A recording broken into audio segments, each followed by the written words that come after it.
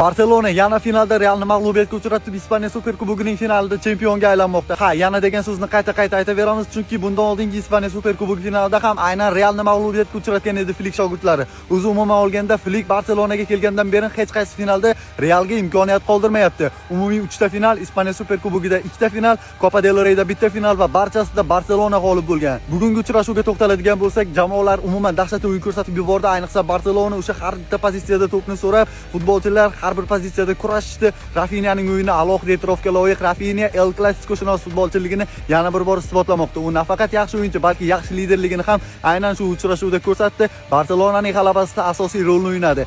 Realda esa Viniciusning o'yinini alohida e'tirof etgan bo'lardim. Vinining o'sha driblingi, o'sha reydi haqiqiy san'at asariga aylandi qoldi. Bu El Clasico tarixidagi eng yaxshi gollardan biri sifatida doim eslanadigan bo'ldi. Realga ham gap yo'q, asosiy hujumchisiz 70-60 daqiqa harakat qildi va Barselonadan kam bo'lmagan raqobatni taklif qildi raqibiga. Alonso mavsum oxirigacha Realda qolishi kerak. Uning jamoadagi o'yini yaxshi, tizim yaxshi ishlamoqda. Shunchaki Barselonada realizatsiya yaxshi ishlaganligi uchun ajoyib tarzda g'alabani qo'lga kiritib ketdi. O'z umuman olganda Real bu uchrashuvda mag'lubiyatga loyiq emasdi. Barselona muxlislarini esa ajoyib chempionlik bilan ketma-ket 3-bor chempionlik bilan tabriklayman va shunaqangi tezkor futbol xabarlarini o'tkazib yubormaslik uchun esa kanalimga obuna bo'ling. Bu futbolga oid eng yaxshi sahifa.